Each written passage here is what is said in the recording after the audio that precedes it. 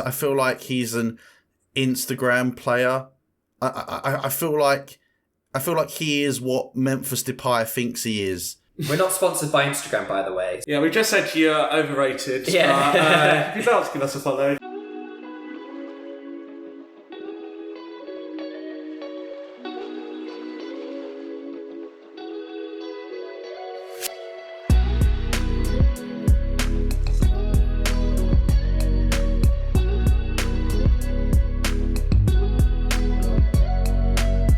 Alright, so Simon, you're number 4. Okay, yeah, I'm just going to add nothing to add to that conversation. Yeah, no, that's fine, mate. Just tune out. Gonna let you It's guys expensive. talk about that one. My number 4, people talk about parking the bus and hating watching teams that park the bus. I actually don't mind teams that park the bus and do it really well. I actually do not mind seeing that.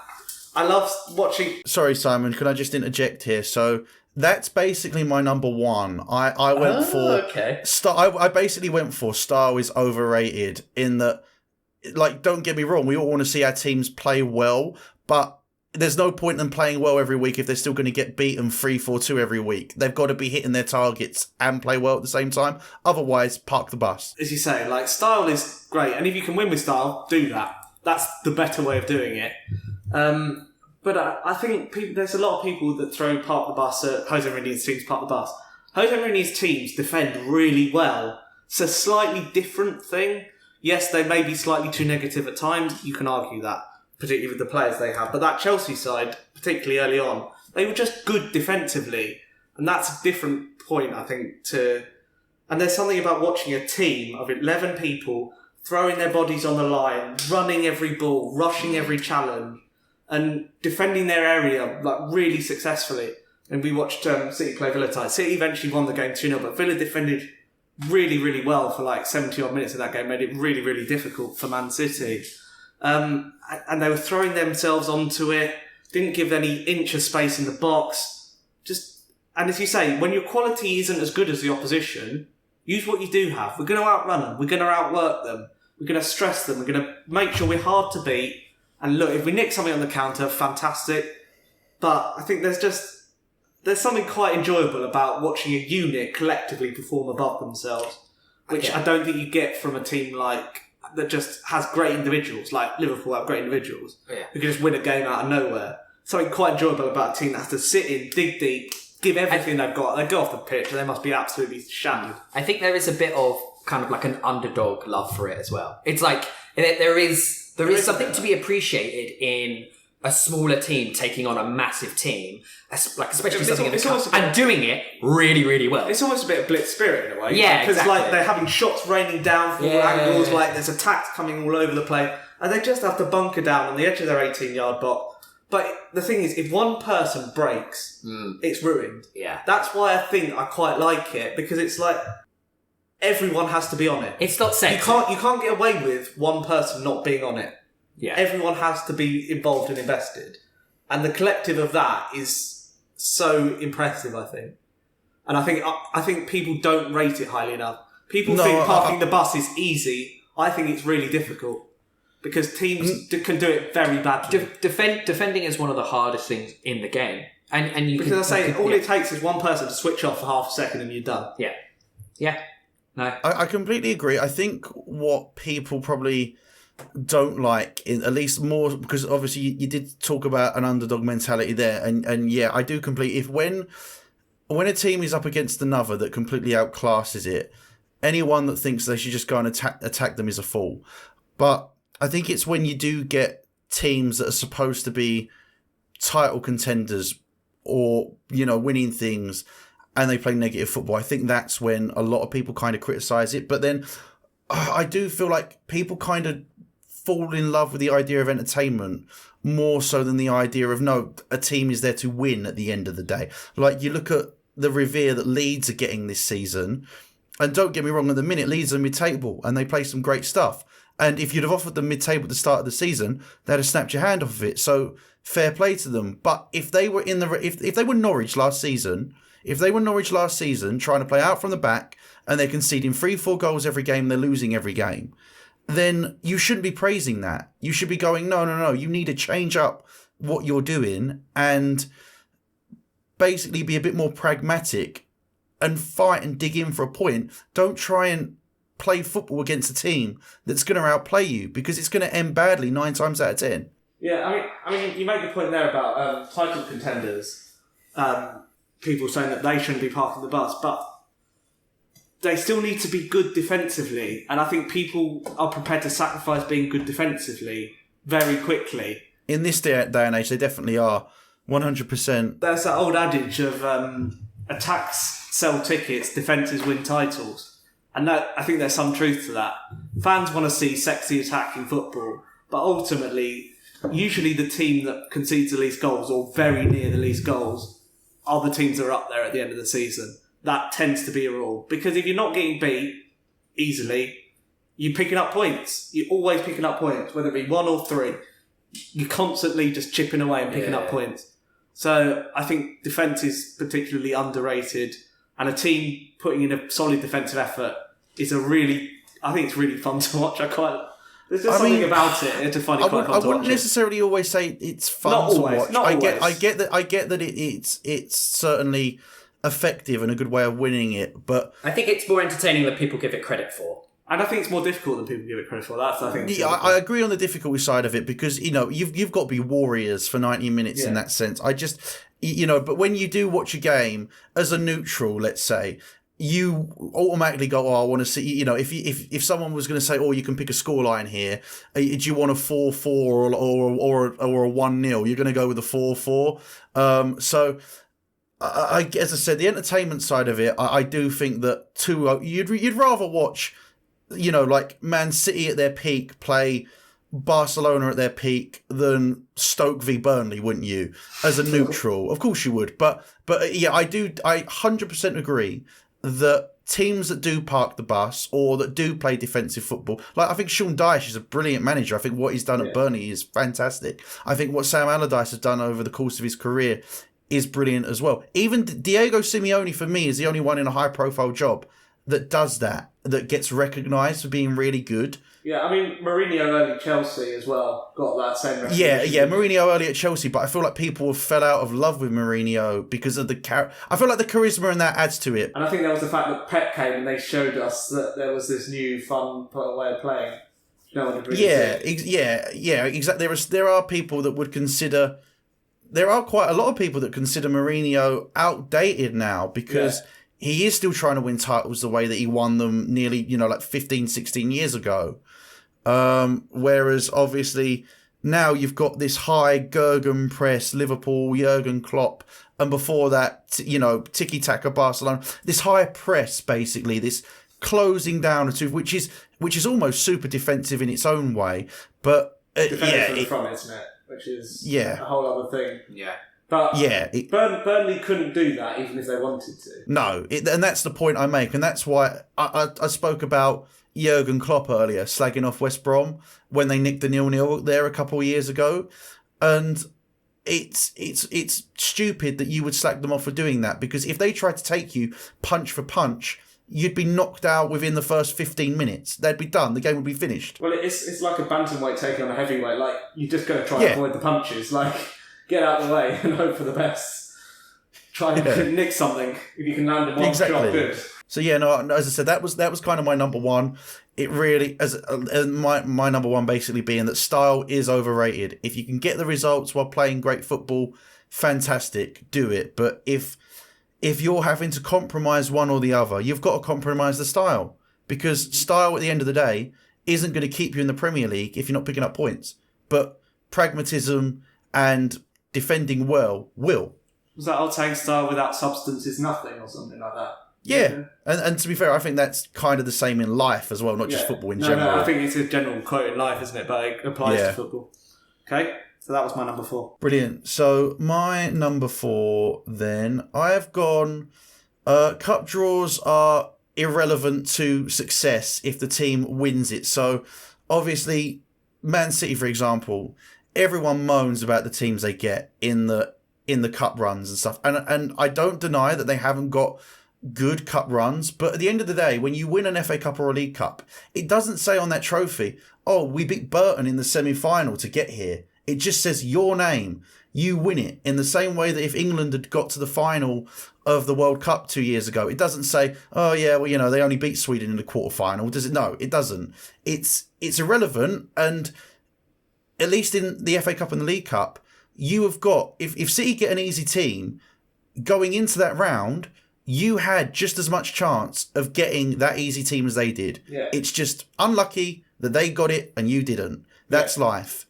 I think people make such a big deal of, oh, but you didn't play anyone good, and it isn't just a City thing. As I said, England in the World Cup, or when Liverpool got to the Champions League against Real Madrid in 2019, they were like, oh yeah, we only played Roma in the semi-final, and I'm like, well, Roma had to beat Barcelona to be in that semi-final. Yeah, well, it's that old adage of you can only beat what's in front of you. Like, exactly. You can't be like, well, actually, can we not play them and play the team that they knocked out because they're better? No, they're there by rights as well. I think that's the other thing. Burton would have got so much from that League Cup semi-final and earned the right to play in it and get whatever money they got from playing in it. Yeah, exactly. So it's really disrespectful to Burton, and yeah, they probably shouldn't have been in that semi-final. And yes, it was easy that City got Burton, but Burton had every right to play City in that tournament because they got that far. Exactly.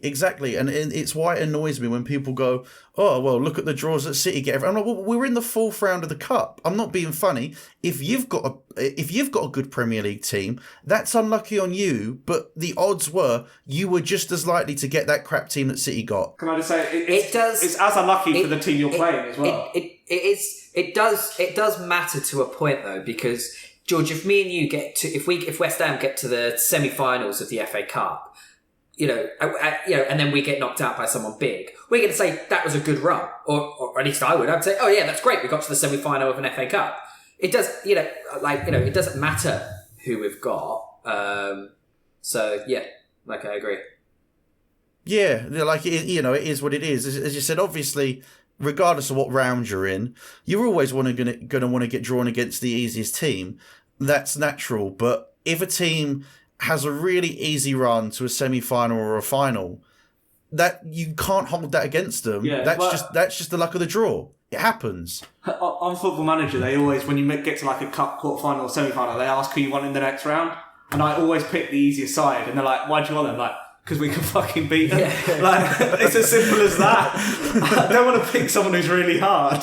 I don't need to prove myself yet. If we win the final, great, because we win a trophy. But at this point, I just want to get to the next round. That's all I care about. The result is all that matters. No, exactly. But literally, every time there's a new round, and I don't know, City have been very dominant in the FA Cup and the League Cup the last few years. But every time there's a draw for the next round, my social media is just filled with Manchester United and Liverpool fans going, oh, City have got this shit team, look who we've got. It's like, fuck off. I haven't got time for that. It's irrelevant. If you win the cup, it doesn't say who you beat on it to get there. Can I just say the teams that draw them are just as unlucky, like in terms of that Liverpool one, in terms of they draw a big Premier League side. Well, that other Premier League side is unlucky that they've drawn Liverpool. It works both ways. You can't be like, well, we're the only unlucky team in the whole thing. Yeah. It's like, you're not. No, I get that. Yeah, so that was my Champions League spot at number 4. So your automatic Champions League spot, number 3, mate, Matt. What are you going for? I'm not sure if mine's going to be so controversial, but mine is that I think Neymar had the potential to be one of the best players of his generation, but he let his ego get in the way. Could I just ask you a question real quick, Matt? Outside of Messi and Ronaldo, who would you say has been better than Neymar in this generation? Modric. To name one. In what sense, though? Are you talking from an ability standpoint or from a career standpoint? I think a mixture. Because he's undoubtedly had a better career. He's undoubtedly had a better career. Yeah, he's undoubtedly had a better career. But also, I wouldn't say ability-wise, they are massively apart. I would probably argue that Neymar's probably has a slightly better ability, but it's very difficult to say because this is the problem. I feel like I always feel, ever since he's left Barcelona, I feel like I haven't really seen Neymar. Like, I see a fucking highlight compilation on Twitter of him, and I'm like, oh, he's sickeningly good, but I don't feel like I've seen him. I mean, I think he would ultimately have been judged on the Champions League he wins. If going to PSG, you're going to win Liga. basically every year. You might not You're win the it best. 1 year in 10, which is sort of how it goes for them. So for him to be judged as successful, it was going to be in Europe. That's the only place you can prove your ability is on a par with everyone else. And I know, George, you had that whole point of Ligue 1 isn't a Farmers League. It's not. But PSG are easily the best team in it. So it's still a bad representation of Neymar. Because he's easily better than all of the other players in that league who aren't at PSG. So that's why. I certainly think he could have been further in the conversation of the two GOATs. I 100% agree with you, actually, Matt, because there was a point where it looked like the Messi-Ronaldo thing was going to become a Messi-Ronaldo-Neymar. Yeah. And that's when MSN were together, wasn't it? They had Messi, Suarez, Neymar, and it was like, they were bloody amazing. And it almost made it look like he was starting to live up to the name of Neymar. Yeah. It not being his actual name. But yeah, it looked like he was starting to live up to it and to live up to the big money he's on at Barcelona and all of that. And yeah, it just the shame of it is, I'm not sure if I can put it down to anything but an ego. But possibly yes. I think I would also say money, because he wanted to get out of Messi's shadow, which I could understand. But I feel like unless you are winning the Champions League with PSG, that's really the only way you're going to do that, I suppose. But and he would have obviously felt that he would have had the ego of, we're going to win the Champions League when he went to PSG. But I do feel like money was probably the biggest factor in him going there. I do feel like his ego is a big part of it. But I honestly feel like if Real Madrid were willing to match the money that PSG were, I reckon he'd have rather gone there. But obviously Barcelona, Real Madrid, that's it'd be hard pressed to get that over the line. I know it happened with Figo, but Barcelona weren't the force that they are now. Yeah, I don't think it's just ego. I think there was a work ethic problem before. I think it's less of a problem now, but he was a show pony, wasn't he, for a long time, who didn't do the ugly side of the game. He didn't press the ball. He gave it away through a bit of a strop. And it's like, we know you've got the ability, but we need you to consistently contribute as a team player as well as yourself. I think, and I know we've kind of raised this point possibly once before, I think you can get away with being a show pony and even not doing the graft if your numbers are ridiculous. So in Neymar's case, if he was still scoring and assisting as many goals as Messi and Ronaldo were when he moved to PSG, you can sit there and go, yeah, he is a bit of a trickster, and yeah, he doesn't do the graft that the rest of the teammates does, but he still scored, like Robert Lewandowski numbers. I feel like you can't complain then. But though he still gets good numbers, he doesn't hit those heights. But it makes it harder to do that if you're not prepared to work hard. Because your teammates are like, well, I don't want to pass you the ball. No matter how good you are, I find you frustrating to play with. I think there is. I agree. Like, if you perform at a level, you can carry somebody, can't you? If they're that good. It's the sister stuff. It's just. But I think sister stuff. This is weird, man. He's fucking weird. I think it is at his age. He should be a leader in the dressing room. He should be pulling his teammates with him and not just playing for Neymar anymore. Like, he's older than that now. I don't think he's grown up. I don't know if you might hate me for saying so. I feel like he's an Instagram player. I feel like he is what Memphis Depay thinks he is. We're not sponsored by Instagram, by the way. So any other social media player. We are on Instagram, so you can follow. You might as well follow us on it.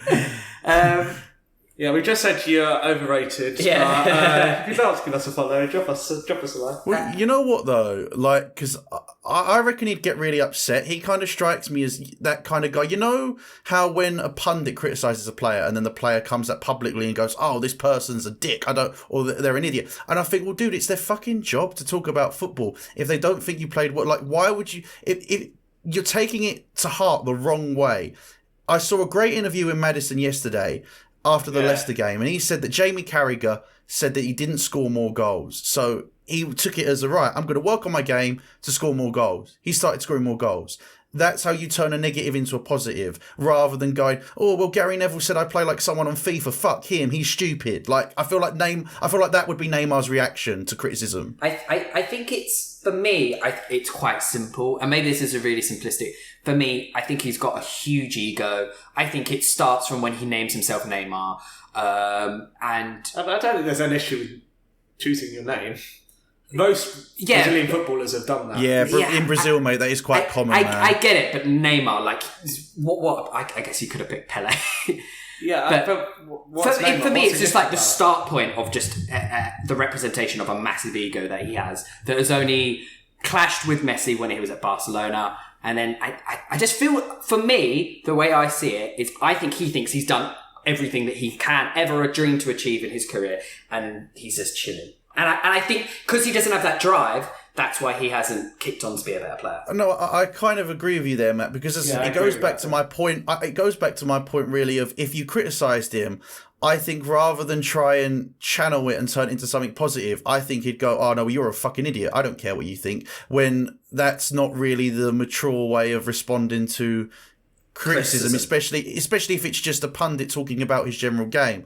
I do think that at that point his ego is almost overinflated to the point of where he's stopped trying to improve himself. I think that's an interesting shout.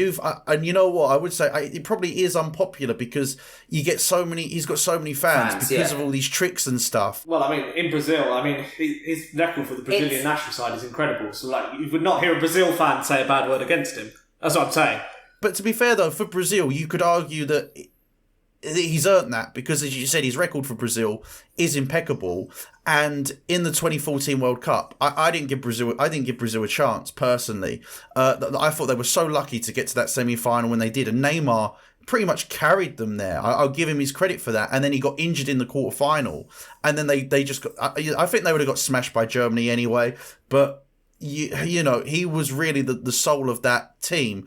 And I would say for Brazil, he probably has done everything in his power I just don't think the team has been good enough to win tournaments when he's been there. I would say that he's probably played in the worst Brazilian sides that have been in my lifetime. But he's an exceptional player in a bad team for Brazil. Whereas in Paris, I feel like, and especially while he's at Barcelona, you could argue you're a great player in a great team. If you just pushed it that little bit extra, what you could achieve, it could, be unbelievable. All right. Well, I'm glad we agree. No, that was an interesting number 3, and I think it's certainly, I think that is certainly an unpopular opinion because so many people just watch highlight reels of Neymar and go, "Oh, he's as good as Messi." Like, no, shut up. Yeah. So no, I think that's a great one. Your number 3, Simon. Okay, my number 3, maybe not the most unpopular, but I think it's an issue that's particularly prevalent that is really overlooked, and that's the academy game, the grassroots level of football. The power is too much in the hands of the big team and it needs a massive overhaul. So, this is coming from a personal place. So, the English player performance program came in 2015. And the idea behind it is great. They wanted more English players in the top level of the English game. They agree that that's a thing that they should want to do. But the way they did it was they had introduced this category status to football clubs, and then what that meant is Category 1 could poach from Categories 2 and 3 at a ridiculously cheap rate. Insane. So I've read the story, and the player from MK Dons moved to Chelsea for $1.5 million the week before this came in. If they'd done it the week later, it would have been like $100,000. Jesus. That's ridiculous. So, and the idea was it's the cost of the money you've invested into a player in terms of coaching and schooling and all this other stuff, but it nowhere near covers that, and clubs are just nicking top talent. Chelsea are the worst at this, by the way. And the thing is, they're not poaching them to develop them into a first team player for Chelsea. They're poaching them for profit, which is a completely different problem. That's not what we're talking about. So, I know Ipswich had 3 players particularly, which was Ben Knight, Manuel Flores and Charlie Brown. One got poached by Chelsea, one by Arsenal and one by Man City. And we got probably about $600,000 for those 3 deals. And you just think, if they go on to be fantastic, we've got nothing for it, really. Like, nowhere near what we should get for it. And this has led to Huddersfield have closed their academy, Yeovil have done the same. They say it's not worth us having an academy. Our best players are just getting poached anyway. Before they even make it into our first team. Like, this isn't like they break into the first team and we get them for a year and then they go. That's before they even get there.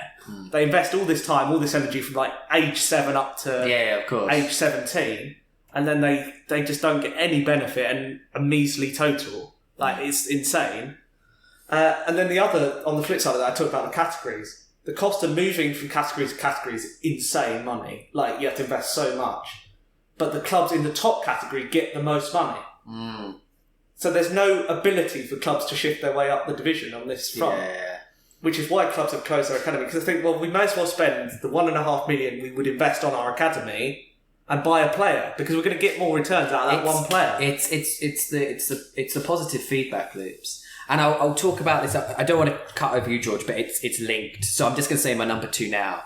And it's about positive feedback loops. Now, this might sound like a super complicated thing, but I've been learning about it in F1. So F1's it's got a massive problem in that Mercedes are the best team by a country mile and that they win every year. I don't want to go into detail, but that makes the sport, a lot of people describe, boring, because it's just how many times is Lewis Hamilton going to lap people, essentially.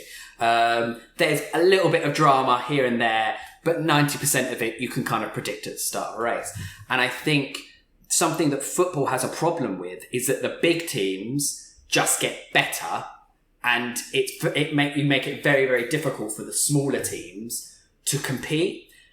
So, and that's what a positive feedback loop is. You win trophies, you do really well, you get more fans, that means you get more money, which means you can buy the best players, which means you can do really well, and it's just an ever-ending feedback loop of success. Now, of course, there has to be an element of that, because, of course, if you're not getting success, why are people going to dump money into it? But if it is purely for entertainment, which I think sport is, then surely we should look at trying to even out the playing field a little bit. Yeah. And I think like, good academies used to be the equaliser for money. Like, that's how lower leagues competed. Yeah. They made sure they set up a good academy, get our best local talent, and maybe we get a team that can rise through the divisions and compete in the top division, and then we get the money and then we can bring in more players. Yeah. But if before they're even making it into the first team now, they're just getting poached. It's just a case of, and I'd say Chelsea particularly annoy me. When you've got 20 players out on loan, like, that is unsustainable as a model. You know that half these players are not ever going to play for Chelsea. You've literally bought them so you can sell them for 20 million eventually. That's your end goal. It's not to create your best team. Yeah. Which is a travesty. It's a travesty for football. No, I agree. And the clubs that, like, as I talked about that MK Dons example, like, 1.5 million to a club like that is the difference between, like, survival at times, depending on what their finances are like. That can sustain a club for years in the future. 100 grand obviously means absolutely fuck all to them. Yeah. So when you've invested that time and energy into a player for like 10, 15 years in some cases, and you get that little return, it's not fair. And I think, again, the lower league clubs made the concession because the Premier League wanted it, and they obviously a bit of quid pro quo in terms of maybe some redistribution, but it just feels like, again, kind of that kicking away the ladder. We want to keep you suppressed, make sure we're the best, and that's it. This could be probably another opinion. It's not on my list, but George, I'd be interested in your take on it. It would be interesting to have a draft in football. I agree on that. I think that actually the way that America do their drafts and things like that, I 100% agree. I think there's too much, as Simon said. I pretty much agree with everything you guys said there. That's probably why I didn't really interject, because I thought, well, you're on a roll. I thought you're on a roll. I'm going to let you guys finish. But no, I pretty much agree with everything you guys have said. I do think a draft system. I think that British sports in general could really look at the way that America does their sports, from the colleges to the drafts and all this, that, the other. I really do. I think we're very behind the curve in that sense, and I think it would only improve football if we try to implement some of that into our game over here. The only thing that, to be honest with you, I would say, and you know, you talked about is kicking the ladder away. It's. And I know this is a great, we talk about taxes, and you talk about, because it's linked. There's a reason why the people that earn the most money should pay the most amount of taxes, and there's this great little comparison of like Mario Kart in that there's a reason why the player that's first doesn't get the blue shell. There's a reason for that, because it keeps it fair, it keeps it competitive, it allows the players that are behind to grind away and catch back up. Yeah. But the way the system is in place at the minute is that it's effectively designed to keep the teams that are already there, and that's wrong. Yeah. So going back to the draft point, so I don't know, you probably don't follow Andy Holt on Twitter, but he's the Accrington chairman. He's a good follow, and anyone who wants like a good insight into an owner of a lower league football club should follow him. He's very good value. But he basically suggested that the clubs that have all these players, like they put them into a loan draft basically, and then for Leagues 1 and 2 only, Championship would be in a different thing because they have more money.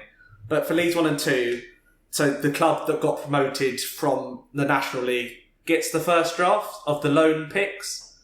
So all the top clubs, all the Premier League clubs, they give a loan basket of players, and then it goes up via a draft system. So if you finished, if you relegate from the Championship, you're at the end, you're at the bottom because you should have the most resources and most players. And it was a really good idea, but obviously no one has really picked it up and run with it.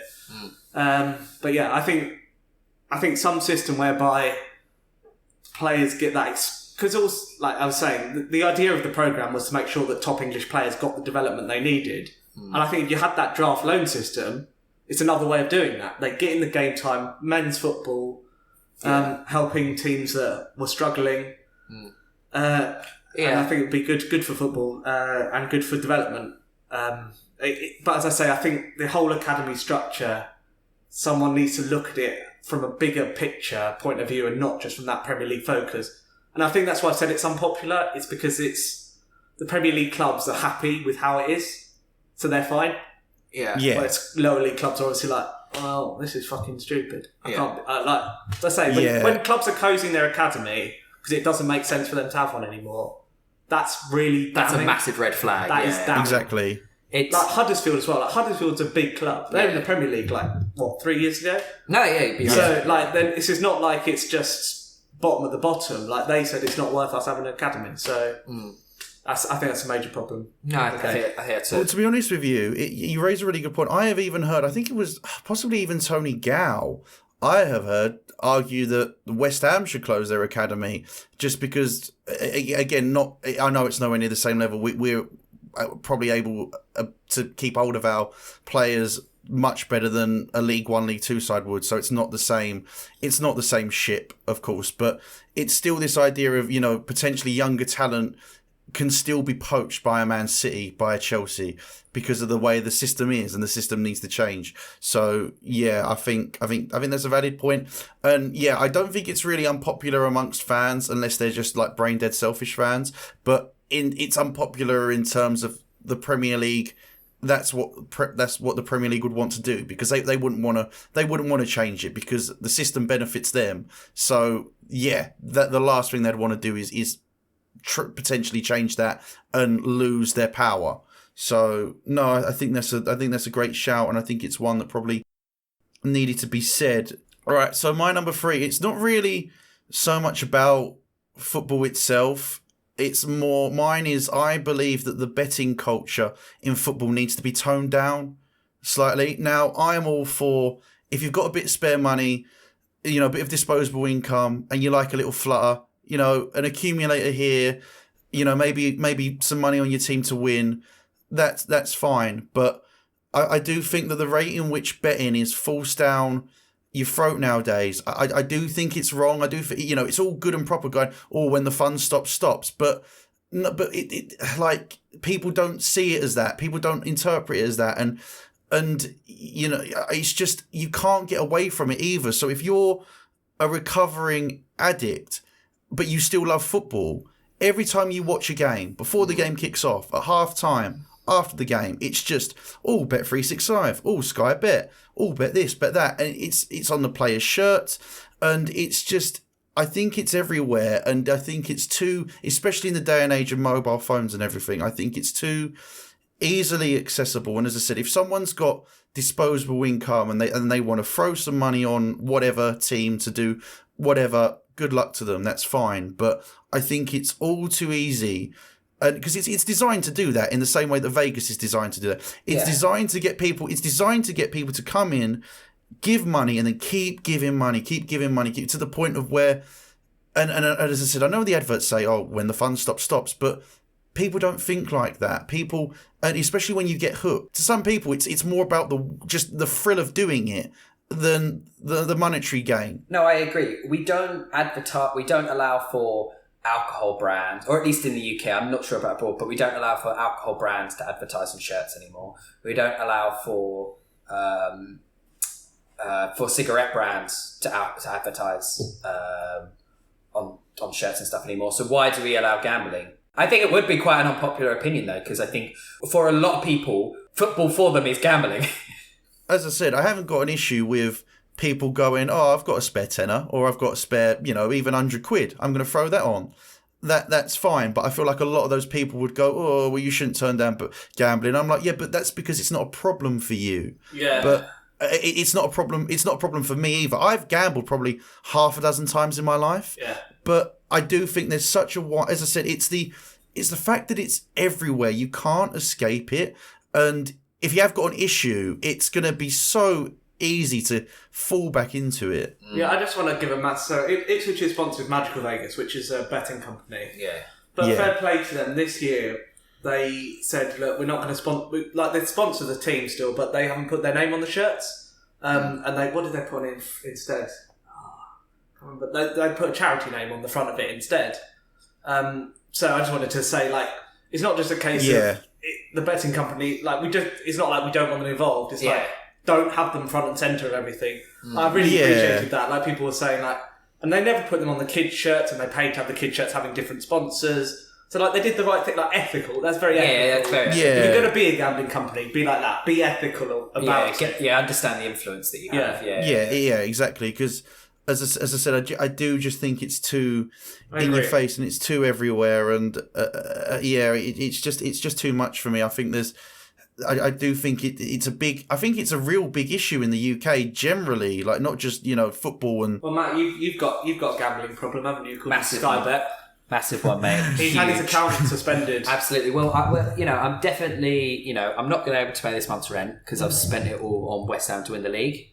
So when that pays off, we'll buy the place. But absolutely. Yeah. Okay. So that was my. Number 3. Moving into the runner-up. Simon, your runner-up then. Okay, my runner-up. Maybe a little controversial, but I think the gap between League One and the Championship is now bigger than the gap between the Championship and the Premier League. Big. No, I agree. No, I agree with you. Because I think you could take any of the top 6, 7 Championship sides, knock them in the Premier League, and replace the bottom 6. And I don't think you'd see a real market difference in the quality of the league. I don't think you'd notice as much as you maybe think you would. I think you could realistically do that. There's so many, particularly with the teams with the parachute money, there's a lot of teams with it in the Championship. So they still have Premier League quality players all over the place.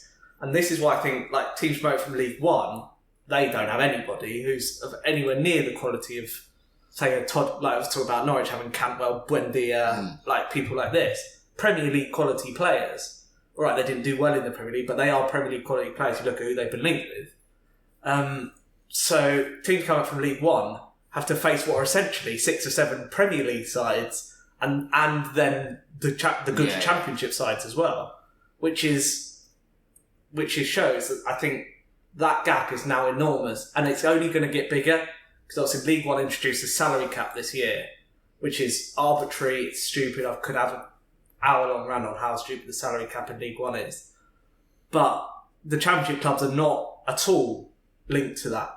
They don't have a salary cap. So they're going to poach the best League One players. I mean, just talking about that with the academies, but even now you're talking senior pros, because the money's going to be twice as much, 2-3 times as much. So you won't have good League One players holding out for promotion because they can just they'll easily just sit on the bench at a Championship club and earn twice as much money. Yeah. So the best League One players aren't going to stay there, and the Championship is going to get better because they don't have the salary cap. So any team promoted from League One is going to really, really struggle. And it's a real concern of mine that the football structure in the UK is going to break soon. And the Championship and the Premier League are going to go up here. You can't see it, but in my hand, they're going to go up, and League One and League Two are going to get left behind, and it's going to be a two-tier league structure system. And that's a big concern. And do you think at the core of that, is that the EFL's fault for introducing that wage salary cap, or is that something that the FA has brought in? So the EFL were big proponents of it, and there are teams in League One for whom it makes a lot of sense. They're like teams like, I'm not wanting to be disrespectful, teams like Accrington, teams like Wimbledon, teams like this, who can't compete with teams like Ipswich financially. Like they wanted a salary cap, and it was brought in. I mean, we talked about fairness before, and it's that kind of the haves and have-nots. But and I know it sounds a bit hypocritical now, we talked about Premier League poaching our players, but we get in a lot more income than Wimbledon. And for a salary cap, if it makes teams sustainable, I'm all for that. So link it to income. You can spend 70% of your income on salary. All for that. An arbitrary line, again, I didn't really want to get to, but an arbitrary line is stupid because we're now having to operate under ourselves. And even teams like Wimbledon still might overreach because that salary cap is much higher than their current wage bill. So, again, that's why you need to link it to each specific club. Otherwise, it doesn't work. But my general point of the Championship teams are going to have all this money, all this Premier League income, because the Premier League wants the Championship to be good. I don't really care if League One or League Two is good, and that links to that whole redistribution thing we were talking about before. So they want the Championship to be good, so they're going to give the parachute payments. They're going to have 6 or 7, 8 top Championship sides who are basically lower league Premier League sides in disguise. And then you get these like league ones like your Rotherhams, your Wickhams, your Sunderlands now, your clubs that just won't ever financially compete with those teams.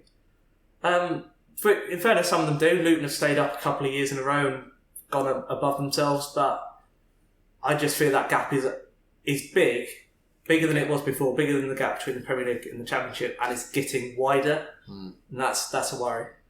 Which maybe we should invent some sort of like European Super League, and then it would make the Premier League like avoiding. It's a joke. It's a joke, George. It's all right. No, it was funny, man. It was funny. It was really funny. I thought it was so funny. No, honestly, man, it did make me chuckle. But like, no, it's just like, to be fair, just going back to that each just for me that the Premier League becomes the Championship. Then that was basically my point on European Super League. But I